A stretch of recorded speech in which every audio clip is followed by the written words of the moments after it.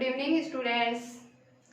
आज अपन देखते हैं मैट्रिक्स की एक्सरसाइज 3.1 में आगे की थ्योरी। जो अपन ने कल पढ़ा था वो बेसिक था और आज बेसिक को कुछ आगे बढ़ाते हुए इसकी थ्योरी को कंप्लीट करते हैं। तो सबसे पहले सीखते हैं, अपन ने मुख्य विकिरण तो सीख लिया था। मुख्य विकिरण क्या होता है एक बार रिवाइज करा देती हूँ फिर से। मुख्य विकिरण क्या होता है? सबसे प्रमुख बात तो क्या है मुख्य विकिरण में कि ये आयताकार मैट्रिक्स में मुख्य विकिरण नहीं बनेगा। कौन सी मैट्रिक्स में बनेगा? वर्गाकार मैट्रिक्स में बनेगा। अगर अवयव वर्गाकार होगा तभी क्या बनेगा? मुख्य विकिरण बनेगा। जैसे कोई अवयव दे रखा है अपने को A11, A12, A13, A21, A22, A23, A31, A32, A33, यही होगा वर्गाकार। किस क्रम का है? 3/3 क्रम का है। तो अपन ने इस विकिरण को क्या बताया था? मुख्य विकिरण। क्या बताया था? मुख्य विकिरण। और जो ये इसके अपोजिट बनता है, जो इसके अपोजिट ये विकिरण बनेगा वो कौन सा विकिरण होगा? इसे बोलते हैं पिछला विकिरण। क्या बोलते हैं? पिछला विकिरण यानी पीछे वाला विकिरण। तो वर्गाकार मैट्रिक्स में कितने प्रकार के विकिरण होते हैं? 2 प्रकार के विकिरण होते हैं, मुख्य विकिरण और पिछला विकिरण। ये पूछ लिया जाए कि आयताकार मैट्रिक्स में क्या विकिरण बनते हैं, तो आयताकार मैट्रिक्स में कोई विकिरण नहीं बनता है। अब सीखते हैं अपन अवयव का जोड़। अवयव का जोड़ तथा गुणन। जोड़ तथा गुणन अपन किस कंडीशन में कर सकते हैं? अवयव को कब जोड़ सकते हैं और कब उसका गुणा कर सकते हैं? तो 2 अवयव होंगे कम से कम तब जाकर उनका जोड़ और गुणन संभव हो पाएगा। अकेले में तो क्या जोड़ करेंगे और क्या गुणन करेंगे? तो अवयव का जोड़ या गुणन करने के लिए, 2 अवयवों का जोड़ या गुणन करने के लिए उनका क्रम समान होना चाहिए। 2 अवयवों का जोड़ या गुणन करें तो क्या होना चाहिए? गुणन करने के लिए क्रम समान होना चाहिए, यानी उनका ऑर्डर है वो समान होना चाहिए। अगर ऑर्डर समान होगा तभी अपन उनका जोड़ या गुणन कर पाएंगे। अगर ऑर्डर समान नहीं होगा तो अपन न तो जोड़ कर पाएंगे और न ही गुणन कर पाएंगे। जैसे अपने पास एक अवयव रहता है 1 2 3 4, किस क्रम का हुआ? 2/2 का। अब दूसरा अवयव इसमें जोड़ना हो चाहे गुणा करना हो, कब होगा? जब उस दूसरे अवयव का क्रम भी क्या होगा? 2/2 का होगा। तो 1 2 चेंज कर देते हैं अवयव को, 5 6, इसका क्या हो जाएगा? गुणन हो जाएगा और जोड़ भी हो जाएगा। अब जोड़ तो कब होगा? सिर्फ और सिर्फ समान क्रम के होंगे तब ही जोड़ होगा। जोड़ तो किस कंडीशन में होगा? सिर्फ तभी होगा जब समान क्रम के होंगे, और समान क्रम के होने पर गुणन भी हो सकता है।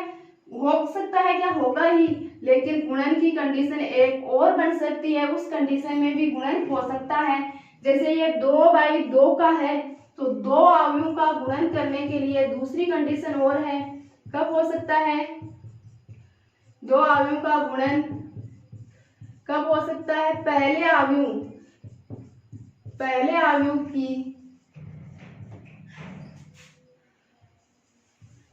अवयव के स्तंभों की संख्या और दूसरे अवयव के पंक्तियों की संख्या समान हो। दूसरे अवयव के पंक्तियों की संख्या समान हो तो भी अपन क्या कर सकते हैं? उन दोनों अवयवों का गुणन कर सकते हैं। पंक्तियों की संख्या समान हो। किस प्रकार से समझना है एग्जाम्पल के माध्यम से? ये तो कब हो गया?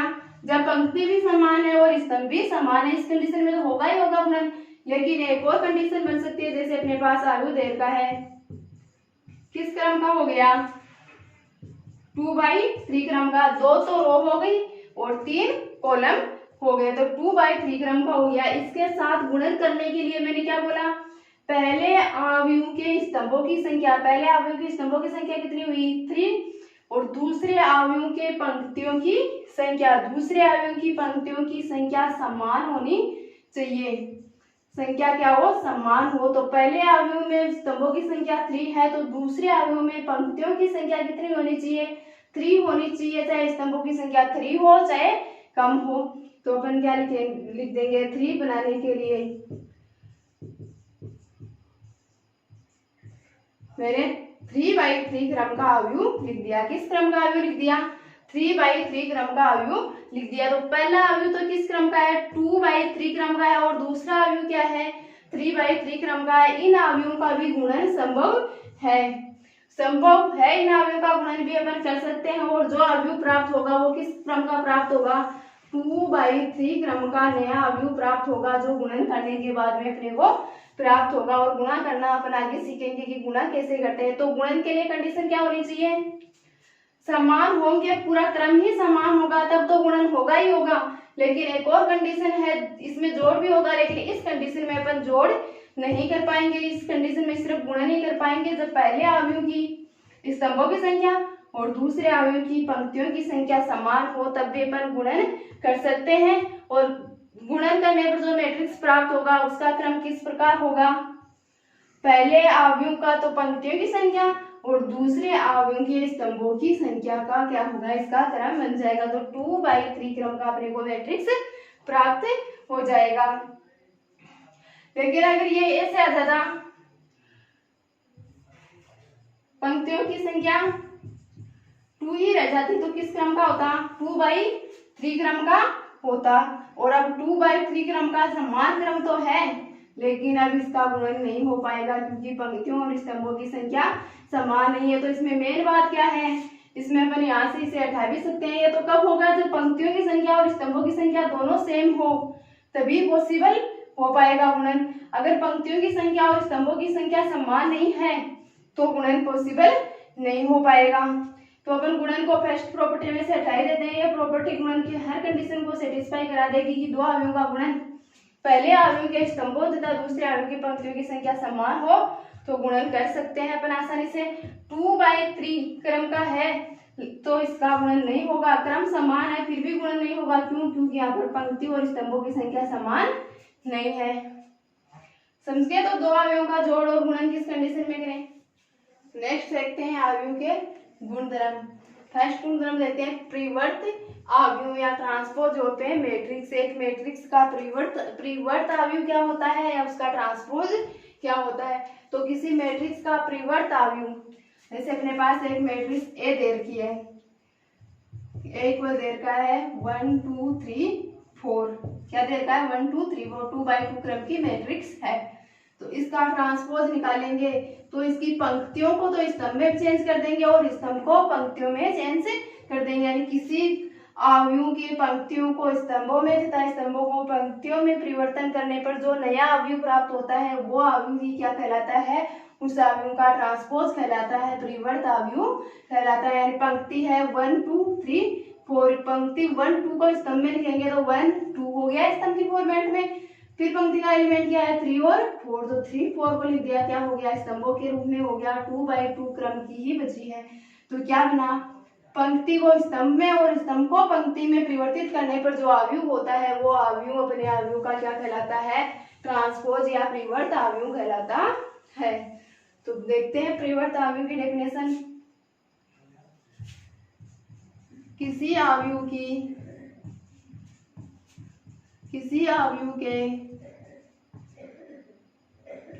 की पंक्तियों को स्तंभों में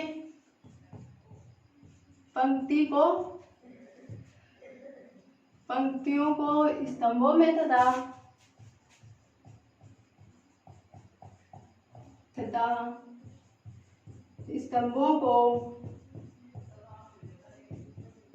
पंक्तियों में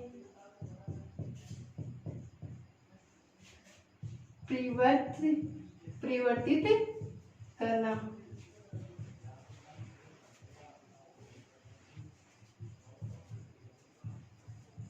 क्या हो गया, परिवर्त अवयव किसी अवयव की पंक्तियों को स्तंभों में और स्तंभों को पंक्तियों में परिवर्तित करने पर जो नया अवयव अपने को प्राप्त होता है वही क्या कहलाता है, उस पहले वाले अवयव का परिवर्त अवयव कहलाता है या ट्रांसपोज अवयव कहलाता है। तो परिवर्त करने पर प्राप्त अवयव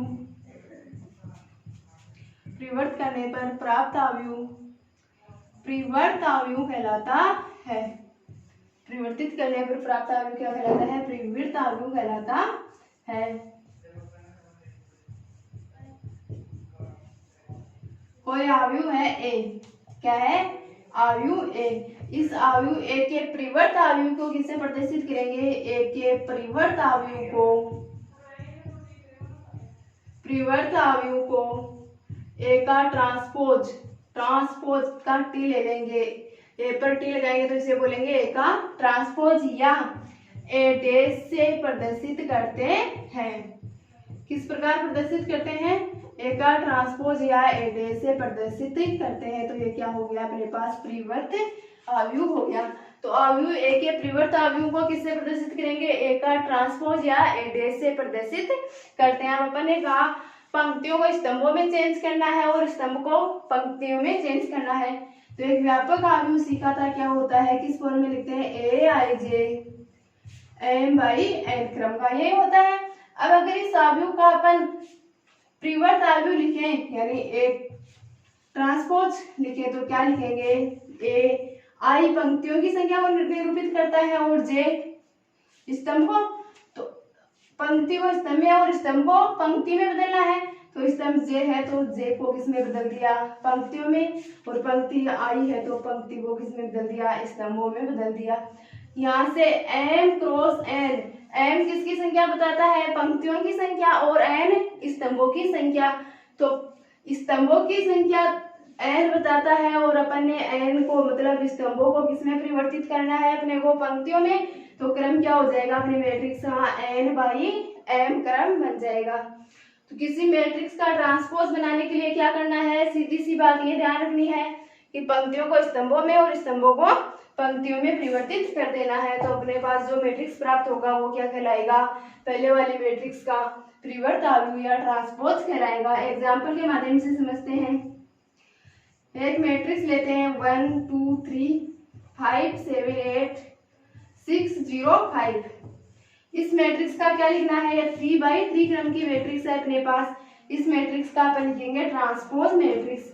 तो ट्रांसपोज मैट्रिक्स ए का ट्रांसपोज इक्वल क्या करना है? पंक्ति को स्तंभ में 1 2 3 पंक्ति का एलिमेंट है, स्तंभों का एलिमेंट बना देते हैं। बना दिया स्तंभ का एलिमेंट। 5 7 8 पंक्ति के हैं, स्तंभ के फॉर्म में लिख देते हैं। 6 0 5 पंक्ति में, स्तंभ की फॉर्म में लिख देते हैं। क्या हुआ? जो एलिमेंट पहले पंक्ति में आ रहे थे वो कहाँ आने लगे? स्तंभों में आने लगे, और जो स्तंभ में आ रहे थे वो कहाँ आने लगे? 1 5 6 फर्स्ट स्तंभ का था, कहाँ चला गया? 1 5 6 फर्स्ट पंक्ति में चला गया। तो ये क्या हो गया? अपने क्रम क्या होगा? 3/3 का है तो 3/3 ही क्रम रह जाएगा। ये वर्गाकार मैट्रिक्स का ट्रांसपोज हो गया। आयताकार मैट्रिक्स का और एग्जाम्पल देख लेते हैं। 0 5 6 9 2 1 किस क्रम की है? पंक्तियों की संख्या 2, स्तंभों की संख्या 3। किस क्रम की मैट्रिक्स है अपने पास? 2 क्रॉस 3 क्रम की मैट्रिक्स है।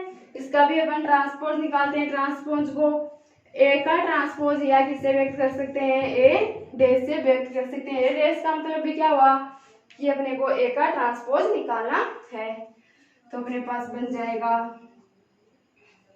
पंक्ति को स्तंभ में 0 5 6 पंक्ति के एलिमेंट है, स्तंभ के एलिमेंटों में परिवर्तित कर देते हैं। 9 2 1 पंक्ति के एलिमेंट है, स्तंभ के एलिमेंट में परिवर्तित कर देते हैं। किस क्रम की मैट्रिक्स बनी? देखो 1 2 3 मैट्रिक्स में पंक्तियों की संख्या 3, स्तंभों की संख्या 1 2, स्तंभों की संख्या 2। तो किस क्रम की बनी? 3/2 क्रम की बनी। आयताकार मैट्रिक्स है तो क्रम क्या हो गया? चेंज हो गया। वर्गाकार में तो चेंज करेंगे 3/3 ही रह जाएगा चेंज करने पर भी। तो क्या होता है? मैट्रिक्स का ट्रांसपोज क्वेश्चन आएंगे इसके मैट्रिक्स का ट्रांसपोज निकालने का। तो क्या करना है अपने को? पंक्तियों के स्तंभ में बदलना है और स्तंभों को पंक्तियों में बदल देना। इसके कुछ फॉर्मूलेस के रूप में देख लेते हैं अपन कि क्या होता है जब दो मैट्रिक्सों का योग दे रखा हो। दो मैट्रिक्स का योग या बाकी पर अपन उनका योग या बाकी करके ट्रांसपोज निकालें या डायरेक्ट ट्रांसपोज निकालें तो इनमें क्या संबंध होगा? ए का ट्रांसपोज दोनों का अलग अलग ट्रांसपोज निकाल कर अपन ऐड या सेपरेट कर दें तो भी अपने पास वो ट्रांसपोज आएगा जो ए और बी को ऐड करके बाद में ट्रांसपोज निकालेंगे। यानी दो मैट्रिक्स अपने को दे रखी हो, अगर 1 2 3 4 और दूसरी मैट्रिक्स दे रखी है 5 6 8 9 2/2 क्रम की है। और ये अपन जानते हैं ऐड और सेपरेशन कब होगा? जब क्रम सेम होगा, 2/2 क्रम की है। अब अपने को बोला जाए कि a प्लस बी का ट्रांसपोज ज्ञात कीजिए। क्या बोला जाए? a प्लस बी का ट्रांसपोज ज्ञात कीजिए। तो इसके लिए या तो अपने को ये करना पड़ेगा कि a और b को पहले ऐड करो, फिर उनका ट्रांसपोज निकालो, और दूसरा तरीका क्या है, a का ट्रांसपोज निकालो और b का ट्रांसपोज निकालो, दोनों का ट्रांसपोज निकाल कर जोड़ कर दे तो भी क्या हो जाएगा, a प्लस बी के होल ट्रांसपोज के इक्वल हो जाएगा। तो a प्लस माइनस बी का ट्रांसपोज निकालने का मतलब a का ट्रांसपोज प्लस माइनस बी का ट्रांसपोज कर देंगे। सेकंड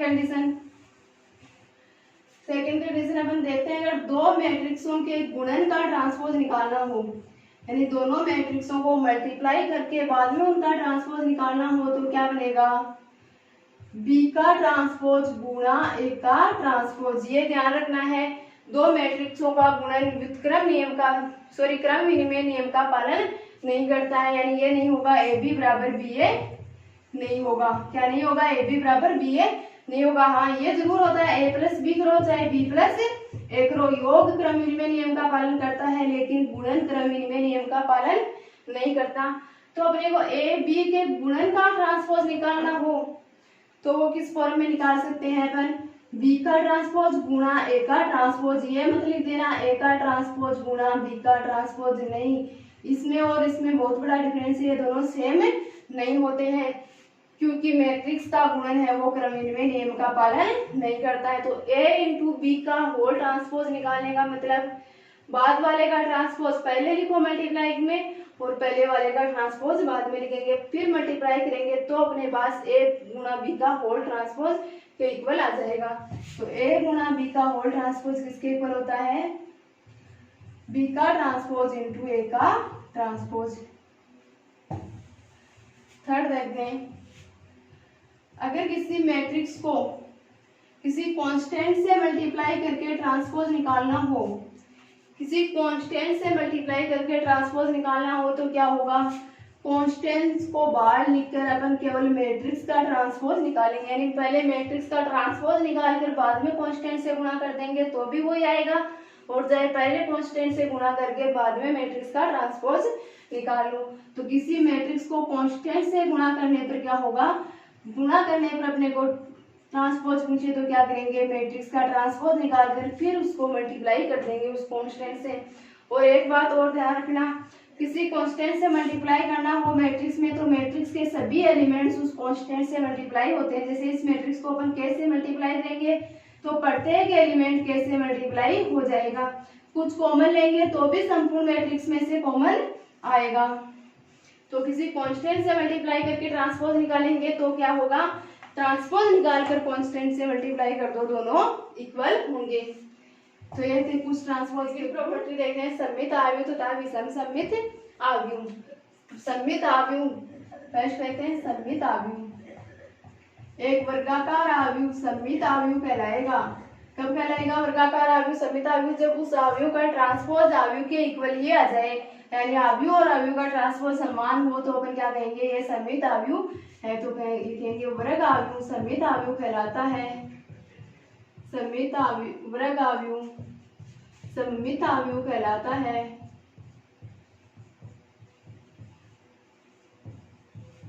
सममित आव्यूह कहलाता है यदि और केवल यदि और केवल यदि a इक्वल a का ट्रांसपोज, अगर अपन a का ट्रांसपोज निकाले तो वापस a ही आ जाए तो वो क्या कहलाता है, सममित आव्यूह कहलाता है। एग्जाम्पल देखते हैं, एक आव्यूह दे रखा है a इक्वल 1 -5 -5 0, क्या दे रखा है 1 -5 -5 0, 2/2 क्रम का। इसका ट्रांसपोज निकालते हैं तो ट्रांसपोज क्या होगा, पंक्तियों को स्तंभ में और स्तंभों को पंक्तियों में। तो 1 -5 पंक्ति को चेंज करिए स्तंभ में 1 -5, सेकेंड पंक्ति को चेंज करेंगे तो -5 0। देखो देखें दोनों आव्यूह सेम दिखाई दे रहे हैं, इक्वल आ रहे हैं, तो अपन क्या कहेंगे, ए क्या है, सममित आव्यूह है। ए सममित आव्यूह क्यों हो गया, क्योंकि इसका ट्रांसपोज भी ए के इक्वल आ गया, तो ए क्या है, सममित आव्यूह है। दूसरी बात, सममित आव्यूह में क्या देखा अपन ने, मेन बात, जो मुख्य विकिरण के सापेक्ष समान दूरी पर स्थित अवयव, मुख्य विकिरण के सापेक्ष समान दूरी पर स्थित अवयव कैसे होते हैं, समान होते हैं। मुख्य विकिरण में 1 और 0 एलिमेंट आ रहा है, इनसे समान दूरी पर स्थित दोनों अवयव कैसे हैं, -5 दोनों समान हैं। तो क्या है, इसमें नोट डालकर लिखेंगे, सममित आव्यूह में मुख्य विकिरण से समान दूरी पर स्थित, मुख्य विकिरण से समान दूरी पर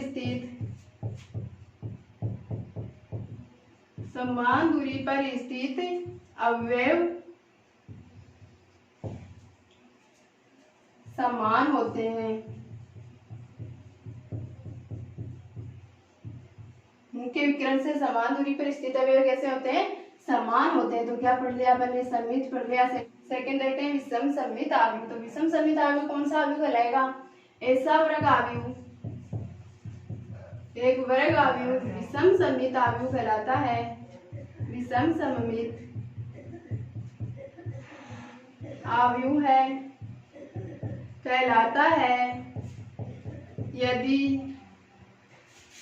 और केवल यदि और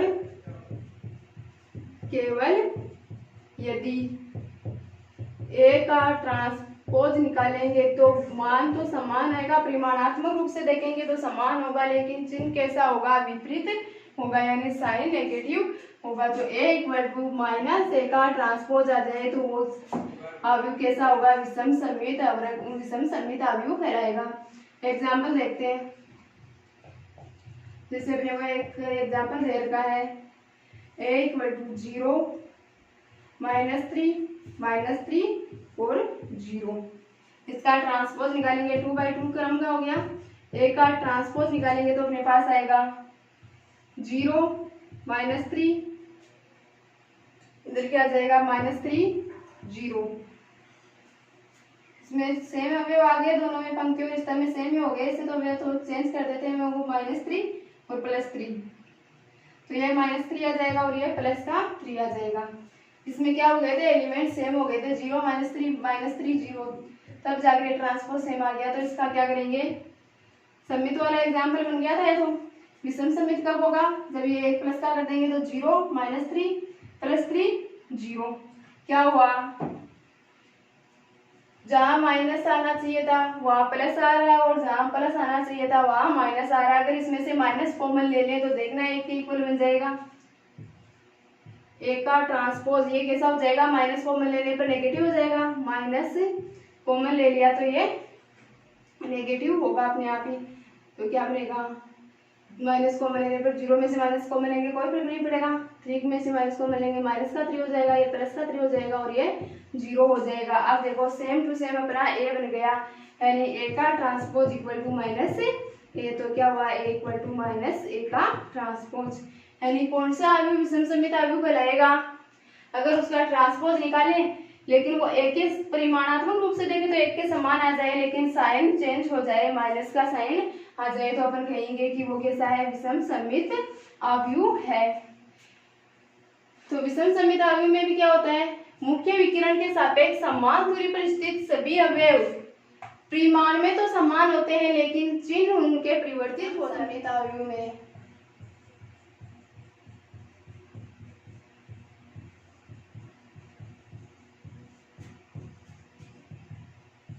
मुख्य विकिरण के सापेक्ष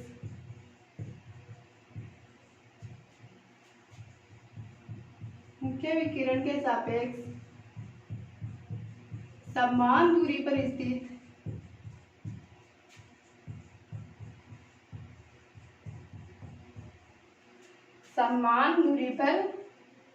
स्थित सभी अवयव परिमाण में समान होते हैं, लेकिन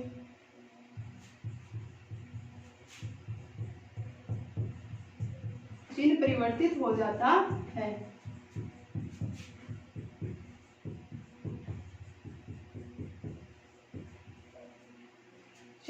परिवर्तित होता है लेकिन परिमाण में समान होते हैं।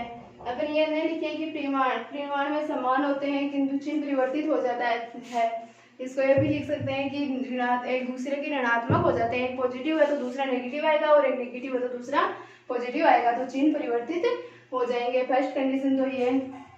सेकेंड, एक बात और क्या है इसमें, विषम सममित अवयव में जो मुख्य विकिरण होता है, मुख्य विकिरण के अवयव क्या होते हैं, 0 होते हैं। विषम सममित अवयव में मुख्य विकिरण के सभी अवयव क्या होते हैं, 0 होते हैं। तो लिखेंगे सभी अवयव विषम सममित अवयव के, विषम सममित अवयव के मुख्य विकिरण के सभी अवयव, मुख्य विकिरण के सभी अवयव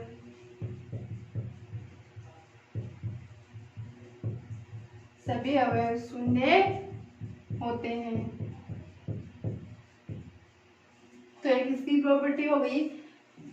विषम सममित अवयव में दो मेन पॉइंट हो गए कि क्या, एक तो मुख्य विकिरण के सापेक्ष समान दूरी पर स्थित सभी अवयव समान होंगे परिमाण में लेकिन उनके चिन्ह परिवर्तित हो जाते हैं, यानी एक प्लस का तो दूसरा माइनस का आएगा। और विषम सममित अवयव के मुख्य विकिरण के सभी अवयव क्या होते हैं, शून्य होते हैं। नेक्स्ट पॉइंट क्या देखें, वर्ग अवयव के लिए अगर कोई अवयव वर्ग अवयव है तब क्या बनेगा।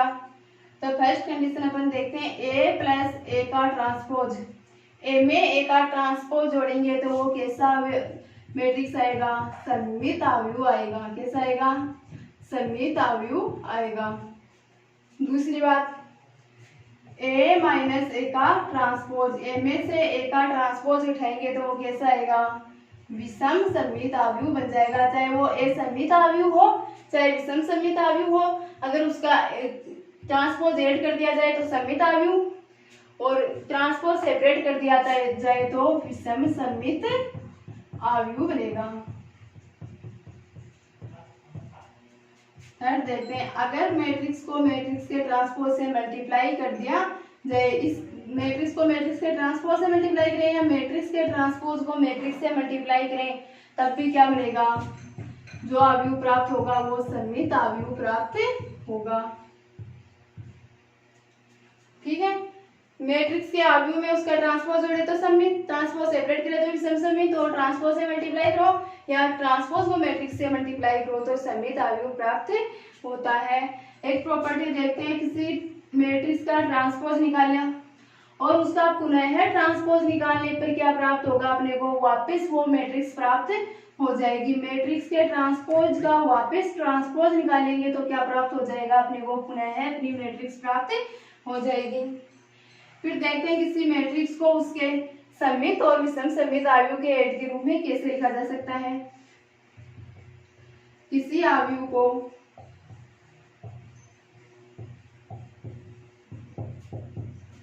उसके सममित तथा विषम सममित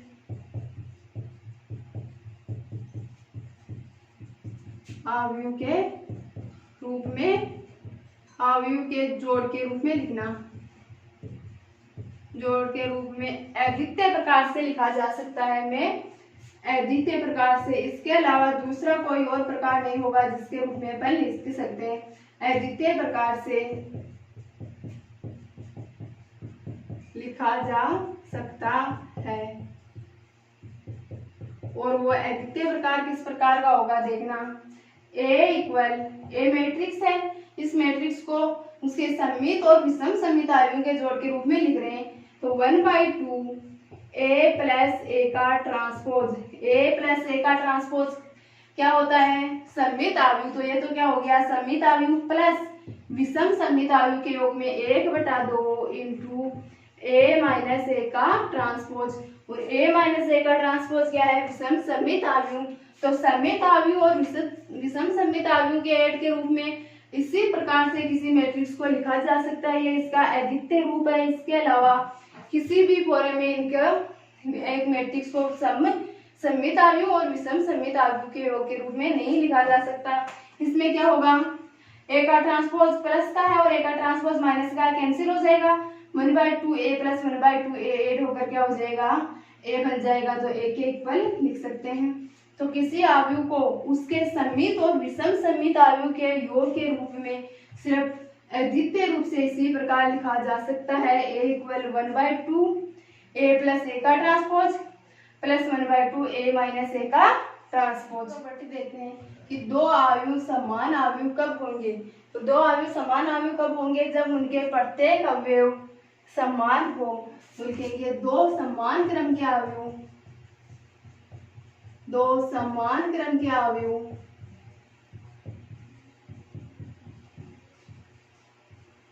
अवयव है कहलाते हैं। कब कहलाएंगे, यदि उनके संगत अवयव समान हो, यदि उनके संगत अवयव समान हो। दो समान क्रम के अवयव समान कब कहलाएंगे, जब उनके संगत अवयव भी समान हो जाए, तब वो दोनों अवयव समान अवयव कहलाते हैं। एग्जाम्पल देखते हैं। एग्जाम्पल देकर एक अवयव देकर अपने को 1 2 3 5 6 7 किस क्रम का है, 2/3 क्रम का, 2/3 क्रम का, 2 रो और 3 कॉलम दे रखे हैं। तो इसका सममित अवयव जो वो समान अवयव जो होगा वो उसका क्रम भी क्या होगा, 2/3 का क्रम ही होना चाहिए, तब जाकर वो उसका समान अवयव कहला सकता है। और साथ में कौन सी कंडीशन को फॉलो करना चाहिए, संगत अवयव सम होने चाहिए। यानी अपने पास इसके दे दिए अवयव A11 A12 A13 A21 A22 A23। तो ये 2/3 क्रम का अवयव हो गया। कब समान होंगे, ए और बी समान अवयव कब कहलाएंगे, जब इनके संगत अवयव समान होंगे। यानी पहली पंक्ति पहला स्तंभ का अवयव यहाँ पर 1 है और यहाँ पर पहली पंक्ति पहली स्तंभ का अवयव क्या है, A11। तो अगर A11 1 के इक्वल होना चाहिए, A12 किसके इक्वल होना चाहिए, 2 के इक्वल, और A13 3 के इक्वल, A21 5 के इक्वल, A22 6 के इक्वल और A23 किसके इक्वल आ जाए, 7 के इक्वल आ जाए। यानी संगत अवयव समान हो जाए तो अपन क्या कहेंगे, ए और बी जो मैट्रिक्स दे रखे हैं वो दोनों कैसे मैट्रिक्स हैं, समान अवयव है या समान मैट्रिक्स है, एक ही मैट्रिक्स है। तो कब होंगे दो मैट्रिक्स समान, पहले तो उनका क्रम समान होना चाहिए, तभी जाकर वो समान मैट्रिक्स बन सकते हैं। तो दो मैट्रिक्स समान मैट्रिक्स कहलाते हैं यदि उनका क्रम समान होने के साथ साथ क्या हो, उनके संगत अवयव समान हो। दो समान क्रम के मैट्रिक्स समान मैट्रिक्स कहलाते हैं यदि उनके संगत अवयव समान हो। तो संगत अवयव समान होने पर क्या लिख देंगे, ए तथा बी समान अवयव है। क्या हो गया, ए तथा बी समान अवयव है। तो आज के लेक्चर में इतना ही काफी, और आगे देखेंगे नेक्स्ट लेक्चर में एक्सरसाइज 3.1 के एग्जाम्पल्स।